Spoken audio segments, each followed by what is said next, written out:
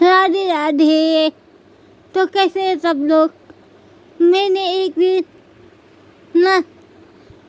मैंने एक महोदय का वीडियो देखा। तो मैंने जो देखा वो आप लोग भी देखिए, ठीक है? उसके बाद मैं जो दिखाना चाहती हूँ वो भी आप लोग देखिएगा, ठीक है? भाई हम तो दिल से आचार्य प्रशांत और प्रेमानंद दोनों को मानते हैं। जो लोग ऐसा कहते हैं असल में उन्होंने दोनों में से किसी एक को भी ठीक से नहीं सुना है। बचपन से मुझे सिखाया गया है कि पति परमेश्वर है, नारी के लिए पति से बड़ा कोई भगवान नहीं है। एक तरफ आपका गुरु प्रसाद राधे राधे है और दूसरी तरफ पति परमेश्वर। अब मैं अपना ध्यान किधर लगाऊं महाराज जी? पति में, पति को भगवान मानो। अगर वो आज्ञा करता है कि आपको गुरु के पास नहीं जाना तो कदापि मत आओ। जो गुरु जी ने नाम दिया है, जो मंत्र दिया उसका जप करो, उसी से कल्याण हो जाएगा। पति को भगवान का स्वरूप मानना ही चाहिए। पति की अनुमति के बिना नहीं, पति की आज्ञा के बिना नहीं, पति की जानकारी के बिना कहीं नहीं जाना चाहिए पत्नी को। प्रेमानंद जी के अनुसार महिलाओं का एकलौता धर्म है अपने पति को भगवान का स्वरूप मानकर उनको खुश रखना, उनकी आज्ञा का पालन करना और जीवन भर उनकी सेवा करना। यहाँ तक कि अगर कोई महिला अध्यात्म की तरफ भी कदम बढ़ाना चाहे तो उसके लिए भी पति देव की अनुमति होनी चाहिए। गुरुदेव भगवान, शरीर से काम वासना खत्म हो गई है, पति को काम वासना बहुत है, क्या करूं? मार्गदर्शन करें। पति के अनुकूल चलना चाहिए। आपका ब्रह्मचर्य उतना मान नहीं होगा जितना पति की आराधना मान होगी। तो कुल मिलाकर इनका कहना है कि महिला एक चीज है, सामान है, जिसका इस्तेमाल पुरुषों को खुश रखने के लिए किया जाना चाहिए। और शायद हमारी प्रेसिडेंट मैडम भी इनसे यही वाला ज्ञान लेने गई थी। लेकिन आचार्य प्रशांत यहाँ पूरी कहानी पलट देते हैं। वो कहते हैं कि महिला किसी पुरुष को खुश करने का साधन नहीं है, महिला सबसे पहले एक मनुष्य है। महिला को मनुष्य बनाना पड़ेगा। और किसी भी मनुष्य का उद्देश्य किसी की आज्ञा में जीना नहीं होता है, बल्कि आजाद होना होता है। मेरा मन रहे न रहे, पति सेक्स के लिए सदा आग्रही रहते हैं। तो वो वहाँ पे गुरु जी जवाब देते हैं, अरे भगवान स्वयं तुमसे कुछ मांग रहे हैं और तुम मना कर दोगी क्या? पति तो परमेश्वर होता है। यही तो साधना है कि तुम्हारा मन कर रहा हो न कर रहा हो, अगर भगवान ने, पति परमेश्वर ने कुछ मांग लिया है तो तुम उनको परोस दो। अरे कोई छोटी बात थोड़ी गृहस्थी। पति की आज्ञा माननी है, भले ही अपना मन कर रहा हो न कर रहा हो। तो इस बात की साधना करते हो कि कैसे दूसरे की इच्छाओं को अपनी रुचि से ऊपर रखना है। कुछ तो सांत्वना दोगे ना, कुछ तो दिलासा दोगे ना उसको, जो चूहेदानी में पूरा ही फंस चुका है। तो फिर तुम उसको बोलते हो, अरे चूहेदानी को ही सजाओ संवारो, यही तुम्हारा स्वर्ग है। अपनी चूहेदानी को ही ऐसा कर दो जैसे बड़ा भारी उत्सव चल रहा हो, यही स्वर्ग है तुम्हारा। एक तरफ महिला से कहा जा रहा है कि किसी आदमी के हिसाब से जियो और दूसरी तरफ कहा जा रहा है कि होश में जियो। एक सोच महिला को बांधती है और दूसरी आजाद करना चाहती है। एक तरफ उसे बॉडी की तरह देखा जा रहा है और दूसरी तरफ कॉन्शियसनेस की तरह देखा जा रहा है। और सबसे हैरानी की बात क्या है कि जिन जगहों पर महिलाओं को बांधने की बात की जाती है वहाँ महिलाओं की ही भीड़ सबसे ज्यादा होती है। मतलब जिनके पंख काटे जा रहे हैं, तालियां भी वही बजा रही है। तो फर्क तो दिन और रात जितना साफ है। एक तरफ महिलाओं से कहा जा रहा है कि किसी आदमी के हिसाब से जियो और दूसरी तरफ कहा जा रहा है कि अपने होश में जियो।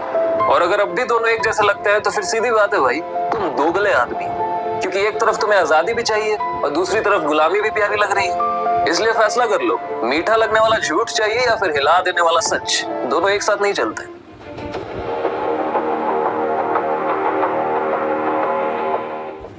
तो आप सभी ने देखा ना, मोदी ने क्या कहा, क्या दिखाया, है ना? अब मैं जो दिखाना चाहती हूँ, जो बोलना चाहती हूँ वो आप देखिए और सुनिए, ठीक है? तुम केवल पुरुष लिंग हो, बस इसी यही बात तो है। वो स्त्रीलिंग है, केवल यही बात। वो तुम्हारे घर आ रही है। ब्याह का तो मतलब है कि जो पान फूल बने वो हम आपके चरणों में समर्पित करते हैं, अपनी बेटी समर्पित करते हैं। आप आनंद से गले लगा करके उनको विदा किया, ये बात रही। और ये दहेज प्रथा जब तक रहेगी हमारे समाज में कलंक है, कैंसर है। ये जो लड़कियों के अस्तित्व को मिटाने वाली है, जो लड़की के प्रति हे भाव पैदा करने वाली। और ये लोग नहीं समझते कि आज हमारे राष्ट्र की प्रथम पुरुष राष्ट्रपति लड़की ही है। वो आज बॉर्डर में सेना के साथ जोड़ पे जोड़ कंधा मिलाए लड़कियां खड़ी हैं। लड़कियां कोई साधारण समझते हो, दैवी शक्ति है। तो लड़कियों को क्या समझ रखा, केवल स्त्रीलिंग होने के कारण वो इतना घट गई कि तुम्हें रुपया भी दे और लड़की भी दे। शादीशुदा जीवन में एक पुरुष का परम कर्तव्य क्या है? अपनी अर्धांगिनी को प्राण मानना। जैसे हम प्राणों के पोषण के लिए हर बचाव रखते हैं और प्राणों के पोषण के लिए जो इच्छा हुई तत्काल उसकी पूर्ति करते हैं, ऐसे अर्धांगिनी को, अपनी पति को अपना प्राण मानना। बिना उसकी सलाह के कोई धर्म कार्य भी न करना। धर्म कार्य करना है तो उससे सलाह लेकर। अगर वो थोड़ा रुक्ष स्वभाव की है, कड़वी स्वभाव की है, प्रतिकूलता देती है, तो हमें सहन कर जाना। केवल एक बात ना हो, पर पुरुष से वो रमण करने की लालसा न रखती हो, तो हर व्यवहार उसका हमें सहन कर लेना चाहिए और उसको भगवान के मार्ग में प्यार से दुलार से चलाना चाहिए। राधे राधे महाराज जी, आपके चरणों में कोटि कोटि प्रणाम। महाराज जी, मैं और मेरे पति जब से आपसे जुड़े हैं तब से नाम जप और आपके शब्दों से जीवन में अत्यंत सकारात्मकता आई है। महाराज जी, मेरा प्रश्न है कि मेरे पति और मेरी भावनाएं एक दूसरे से इतनी जुड़ी हुई हैं कि मैं खुश होती हूँ तो वो खुश हो जाते हैं, अगर मैं परेशान हुई तो उनकी मन स्थिति भी अत्यंत बेचैन हो जाती है। हाँ, पहली बात तो आप दोनों को धन्यवाद देते हैं और भगवान ऐसी कृपा करे कि आप पति पत्नी का ऐसा ही प्रेम बना रहे। आपकी बात सुनकर मेरा हृदय शीतल हुआ कि कम से कम इतना तो है ना कि हमने संसार को स्वीकार किया तो हमारा संसार सजा हुआ तो है ना, उजड़ा हुआ तो नहीं है ना। वो उजड़ा हुआ संसार है। पति किसी और की तरफ देख रहा है, पत्नी किसी और की तरफ देख रही। पति को अपने जीवन से संशय, पत्नी को अपने जीवन में संशय। अगर ऐसा गृहस्थी है तो वो बड़ा निंदनीय गृहस्थी। धन्यवाद पहली बात तो आपके इस पति प्रेम को, और धन्यवाद उस पति को जो आपको प्रेम कर रहे हैं। ऐसा ही होना चाहिए। कितना सुंदर गृहस्थ धर्म, जब कितनी सुंदर बात कही। अगर मैं मुस्कुरा देती तो मेरा पति मुस्कुरा देता है, वो आनंदित हो जाता है। ये बात होनी चाहिए। वो ड्यूटी से आ रहे हैं और आप मुस्कुराती हुई मिली, उनकी सारी थकान मिट गई आपकी मुस्कुराहट से। अब वो ड्यूटी से आ रहे हो, आप प्रपंच कर रहे हो, आप सांसारिक गलत आचरण, वो हृदय जल रहा है। वो क्या गृहस्थ जिसका परिवार उसके अंदर में नहीं, उसके प्रेम में नहीं। पहली बात तो हम धन्यवाद देते हैं। आप लोग ऐसे सुखी रहिए और खूब भजन कीजिए और सब हमारी समाज पत्नी पति को प्रेम करे, पति पत्नी को प्रेम करे, भगवान की आराधना करे। यही तो हमारा गृहस्थ धर्म है। रिश्तेदार बहुत कम अवस्था में शरीर इनका पति का पूरा हो गया, मनो अभी ब्याह किया और शरीर पूरा हो गया। उनसे हम प्रार्थना यही करेंगे, व्यभिचार से अच्छा है किसी एक पुरुष का वर्ण करके वो धर्म पूर्वक चला जाए। अगर हम ब्रह्मचर्य नहीं रहेंगे तो व्यभिचार करेंगे, व्यभिचार करेंगे तो बिल्कुल नरकगामी हो जाएंगे। और जिनको ये हिम्मत है तो कदापि किसी की तरफ आंख न उठाए। बहुत सास ससुर को भी क्या ध्यान रखना चाहिए, क्योंकि एक पक्ष तो ये है बिल्कुल सही है और ऐसा होना चाहिए, दूसरे पक्ष में कहीं कहीं वहां से भी गड़बड़ हो जाए। उस बहुत ज्यादा गड़बड़ी होती है। जो सास ससुर हैं उनको चाहिए कि हम अपनी बेटी के साथ कैसा व्यवहार करेंगे। अगर हमारी बेटी होती इस जगह तो हम कैसा व्यवहार करते, ठीक अपनी बिटिया जैसा व्यवहार करना चाहिए सास ससुर को। सास ससुर को भी क्या ध्यान रखना चाहिए, क्योंकि एक पक्ष तो ये है बिल्कुल सही है और ऐसा होना चाहिए, दूसरे पक्ष में कहीं कहीं वहां से भी गड़बड़ हो जाए। उस बहुत ज्यादा गड़बड़ी होती है। जो सास ससुर हैं, और ये मासिक धर्म कोई ऐसा नहीं कि बहुत निंदनीय बात हो, बहुत वंदनीय बात है। माताओं ने देवराज इंद्र की ब्रह्म हत्या को अपने ऊपर लिया है। ये अपराधी नहीं है कि मासिक धर्म निंदनीय है, ऐसे नहीं है। इसका रहस्य समझिए। जो माताओं में मासिक धर्म होता है, देवराज इंद्र त्रिभुवन पति है और उनके द्वारा ब्रह्म हत्या बनी वृत्तासुर के मारने की। तो उस ब्रह्म हत्या को ब्रह्म ऋषियों ने विभाजित किया। पहले नदी को दिया जो फेन बुदबुदा के रूप में ऊपर होता है, दूसरा वृक्षों को दिया जो गोंद के रूप में होता है, तीसरा भूमि को दिया जो ऊषर भूमि के रूप में होता है, चौथा माताओं बहनों को दिया जो मासिक धर्म के रूप में होता है। तो ये इनकी वंदना है कि इन्होंने त्रिभुवन पति ब्रह्म ऋषियों की हत्या को इन्होंने अपने ऊपर लिया, इन्होंने थोड़ा अपराध किया। और ये मासिक धर्म कोई ऐसा नहीं कि बहुत निंदनीय बात हो, बहुत वंदनीय बात है। महाराज जी, मैं चाहती हूँ कि मेरा मन सदा नाम जप में टिका रहे और मैं ब्रह्मचर्य के मार्ग पर पूरी तरह श्रद्धा से चल सकूं। विवाह की इच्छा नहीं है, लेकिन नौकरी में आने के बाद मन बहुत भटक गया है। वहाँ का वातावरण बहुत नकारात्मक है, अधिकारी सही व्यवहार नहीं करते, ना ही ग्रस्त में एक झुकाव है, अभी ना ही वैराग्य हो रहा है। महाराज जी, ऐसी स्थिति में असमंजस में हूँ। नहीं, अगर मन खुली बात है, भोगों में जा रहा है तो हमें ब्याह कर लेना चाहिए। लेकिन जो विवाह के बाद क्रियाएं होती है उससे भिन्नता आती है। अब ये अपने को देखना है कि यदि हमें संभोग नहीं चाहिए, खुली बात है, तो हमें ब्रह्मचर्य से रहना चाहिए। महाराज जी, मैं चाहती हूँ कि मेरा मन सदा नाम भले माता पिता को इस बात पर दुख पड़े, लेकिन आप अपने अनुकूल वर्ग से ही ब्याह कीजिएगा और भगवान से प्रार्थना कीजिएगा कि आपके माता पिता को अनुकूल वर मिले और आप उसमें सम्मिलित हो जाएं। इसमें माता पिता का दुख इस समय देखने लायक नहीं है, क्योंकि मान लो आपने अपनी जबान बंद रखी और आपके मनोनुकूल बात नहीं पड़ी और आप निर्वाह नहीं किए, तो उस परिवार का तो आप उजाड़ कर देंगे ना। क्योंकि आपका मनोनुकूल पति नहीं है तो आपका व्यवहार उसके अनुकूल नहीं, तो पूरा परिवार बिगड़ जाएगा ना।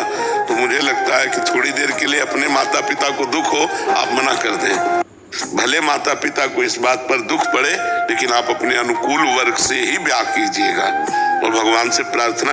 हमारी मान रहे हैं, यही बात हम प्रणाम करते हैं भैया, बहुत प्रणाम करते हैं। यदि मेरी बहन हो तो क्या अपने बहन के अंगों को देखकर मुझे काम आएगा क्या? मेरी बहन बीमार हो, मेरे ही समान और कोई सेवा करने वाला ना हो, यदि मैं उसे शौचाऊं, यदि उसको वस्त्र पहनाऊं, तो क्या काम आ जाएगा क्या? तो मैं अपनी दृष्टि को पावन करूं, आप समाज को पावन करने की सामर्थ्य भगवान में है, या भगवान जिन संतों की वाणी से करवा दें तो है, नहीं तो असंभव सा है। अपने आप को बचा लो, बस यही खास बात है। दूसरे को बचाने चलोगे तो आप भी घसीट जाओगे। और नए बच्चे हैं, ये इतना ही मान लें कि गलत आचरण न करें और नशा न करें, इतना ही मान लें तो हम इनके चरण छूते हैं सब बच्चों के। सुबह जब अब आते हैं ना, तो हमें लगता है 80% जवान होंगे, सब नौजवान होते हैं 80%। तो देख के हमें आनंद लगता है कि अगर ये सुधरे तो भारत सुधर जाएगा। हमारी मान रहे हैं। गुरुदेव, अगर कोई व्यक्ति किसी माता या बहन के साथ दुर्व्यवहार कर रहा हो या किसी प्रकार की हिंसा कर रहा हो, हम वहां से निकल रहे हो, तो ऐसी स्थिति में हमें क्या करना चाहिए? अगर प्राण भी बलियार करना पड़े तो कर देना चाहिए। गुरुदेव, अगर कोई महाराज जी, मैं पुजारी हूँ। कुछ महिला भक्त मंदिर में बहुत कम वस्त्र परिधान करके आते हैं। हम जब उनसे कहते हैं तो कहते हैं कि हमारी मर्जी, तुम्हें क्या अधिकार? नहीं सुनेंगे, आप कहोगे तो आपके ऊपर वचन और हो सकता है कटुता का व्यवहार हो जाए। कोई प्रश्न करे तो उसका उत्तर दिया जा सकता है। महाराज जी, हम लोग ऐसे वस्त्र पहनते हैं, क्या ठीक है? तो फिर बोल सकते हैं, क्योंकि वो जानना चाहते हैं। और ऐसे आप बोलोगे तो फिर बहुत ही गलत हो जाएगा। बहुत ही गलत शब्द का प्रयोग हो सकता है, बहुत ही गलत शब्द का प्रयोग संसार का बहुत विचित्र स्वरूप है। क्योंकि जब तक आप नहीं बदलना चाहेंगे तब तक ऐसे केवल फालतू बोलने से नहीं चलेगा। वो सामने सुधरना चाहे तो उसको हो सकता है। मन और इंद्रिय की गुलामी को स्वतंत्रता माना गया है, शास्त्र और गुरुजनों की आज्ञा को परतंत्रता माना गया है, इसीलिए प्रभाव नहीं पड़ सकता। अब हमको अपने को बचाना है। यदि मेरी बहन हो तो क्या अपने बहन के अंगों को देखकर मुझे काम आएगा क्या? तो मैं अपनी दृष्टि को पावन करूं, आप समाज को पावन करने की सामर्थ्य भगवान में है। महाराज जी, मैं जिसके घरों में स्त्री को दुख दिया जाता है, उनके घरों में कभी लक्ष्मी नहीं टिकती। ये ध्यान रखना। जहाँ स्त्रियों को मारा पीटा और मतलब उनको नीचा दिखाया जाता है, उन घरों में कभी स्त्री संपन्न नहीं हो सकते। इसके घर जैसे कहा जाता है माताओं बहनों के लिए सुरक्षा अति आवश्यक है। शास्त्रों में जो कहा गया है कि उद्याने च मद्यपाने च राजद्वारे पितागृहे बिना अज्ञान गंतव्यम वरयाचति वरांगना। वो ब्याह के समय कहा जाता है कि किसी जंगल में बगीचे में कभी अकेले मत घूमना, पति को साथ लेकर ही जाना। जहाँ कोई मदिरा पिए बैठे हो, गंदे लोग बैठे हो, वहां से अकेले मत जाना, किसी को साथ ले लेना। कभी राज दरबार में अकेले मत जाना, किसी को साथ ले लेना। ये सब शास्त्र सुरक्षा के लिए, वो कमजोर या निंदास्पद बात नहीं कह रहे, सुरक्षा की। मतलब आप पढ़े लिखे हो, बहुत बढ़िया है, लेकिन 4 लोग गंदी वृत्ति वाले मिल गए, अब आपको सहयोग की जरूरत है। आपका स्त्री शरीर है, तो इसीलिए कहा गया कि पति के आज्ञानुसार या 2-4 व्यवस्थित ऐसे चलना। अब उसको अगर हम अवहेलना में लेके, भाई नारी भी स्वतंत्र होनी चाहिए। हाँ, पढ़ने लिखने में स्वतंत्र हो, खाओ पियो स्वतंत्र हो, तो घूमो फिरो अपने परिवार के साथ स्वतंत्र हो। तो इसीलिए जो शास्त्रों में सावधानियां वर्णन वो गलत नहीं है। उनका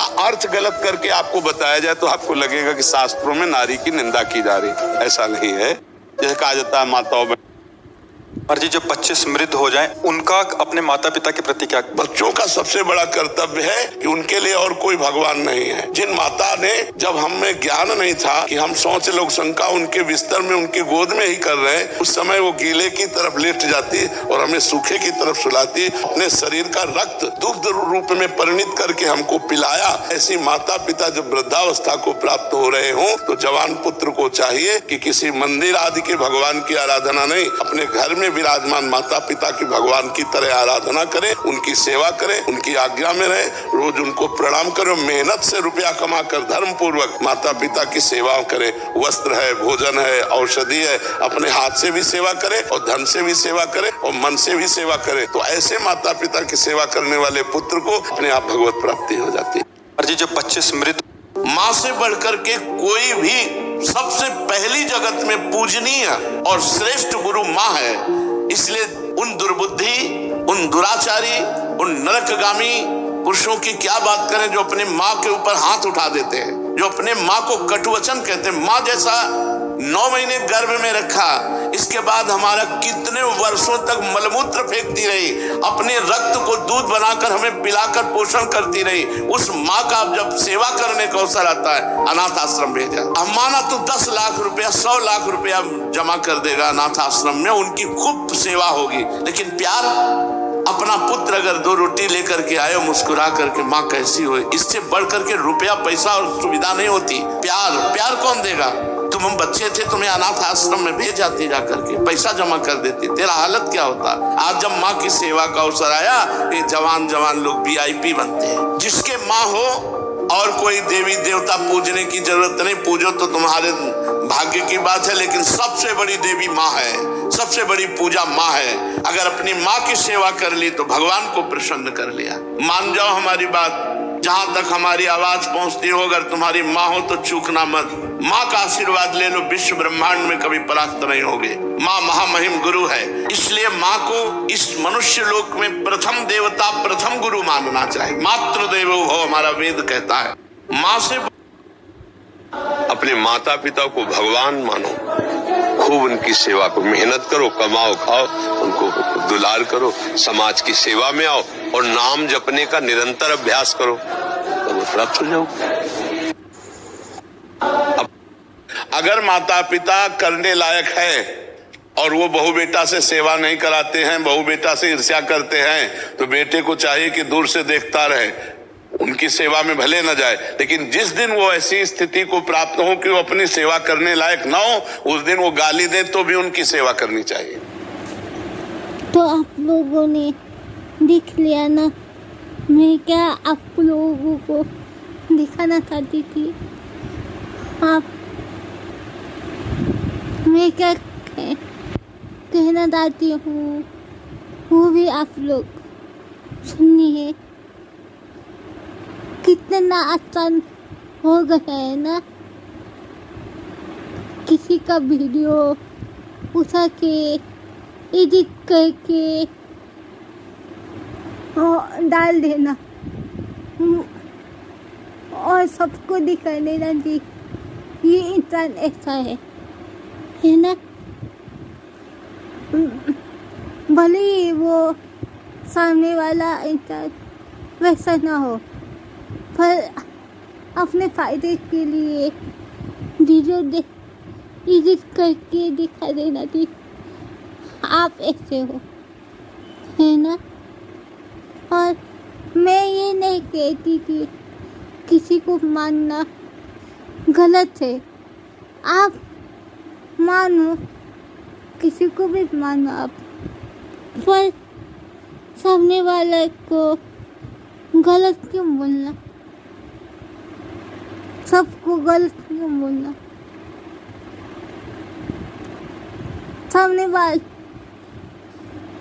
वाला के अंदर भी दिल होता है, उसे भी बुरा लग सकता है। आप सबको तो आप बुरा नहीं कह सकते, है ना। और आप बोल रहे हो, सामने वाला सुन रहा है और सामने वाला कुछ बोल नहीं रहा है, इसका मतलब ये नहीं है कि सामने वाला के पास जुबान नहीं है। जुबान देने वाला ने सबको बराबर दिया है। किसी को मानो, पर सबको गलत तो मत बोलो अपने फायदे के लिए, अपने कुछ व्यूज के लिए। और बस मैं इतना ही कहना चाहती हूँ, मैं कुछ किसी के बारे में गलत नहीं बोलना चाहती, बट और मैंने ये वीडियो बनाने का था तो मैंने बना दिया, और किसी को गलत लगी या सही मुझे नहीं पता, पर किसी को गलत लगी तो माफ कर देना मुझे। और अपना और अपने परिवार का ख्याल रखिए और खुश रहिए, और दूसरों को भी खुश रखिए। राधे राधे।